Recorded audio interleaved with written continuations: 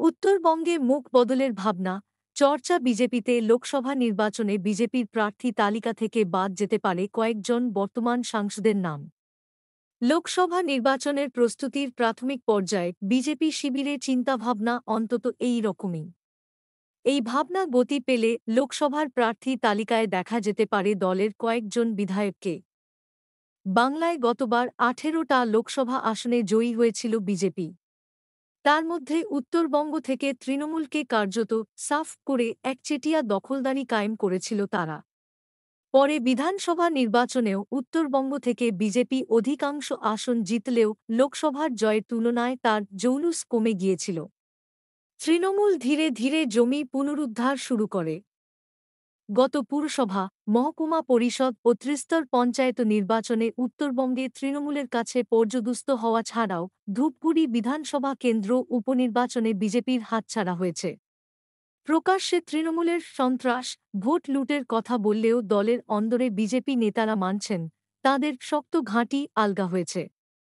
জনপ্রতিনিধি, বিশেষ করে সাংসদদের কেউ কেউ সাধারণ গরিব, চা শ্রমিক, জনজাতি মানুষের প্রত্যাশা পূরণে ব্যর্থ হওয়ার কারণে দলকে ধাক্কা খেতে হয়েছে।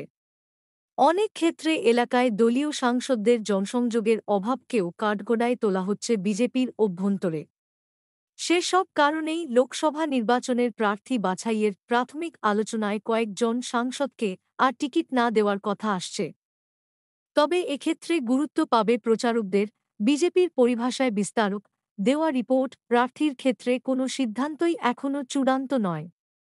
কিন্তু বর্তমান সাংসদকে বাদ দিয়ে ময়দানে নামলে প্রথমেই কি লড়াইয়ে কিছুটা পিছিয়ে পড়বে না দল? পদ্ম নেতারা অবশ্য সেই যুক্তি মানতে নারাজ। তাঁদের পাল্টা দাবি, জয় নিশ্চিত করতেই আসন ধরে ধরে পরিকল্পনা করা হচ্ছে। বিধায়কেরা লোকসভায় জিতে দিল্লি চলে গেলে তাঁদের ছেড়ে যাওয়া আসনেরই কি হবে? সেক্ষেত্রেও গেরুয়া শিবিরের দাবি, লোকসভায় জিতলে সেই অভিঘাতে বিধানসভা আসন বার করা কঠিন হবে না। কেন্দ্রীয় স্বরাষ্ট্রমন্ত্রী অমিত শাহের বেঁধে দেওয়া লক্ষ্যমাত্রা পূরণে এবার বিজেপির লক্ষ্য। উত্তরবঙ্গে গতবারের ৭টি আসন নিশ্চিত করে ৮ করা। সূত্রের খবর, দার্জিলিং, কোচবিহার ও বালুরঘাটে প্রার্থী অপরিবর্তিত থাকার সম্ভাবনা কার্যত নিশ্চিত। তবে জলপাইগুড়ি, আলিপুরদুয়ার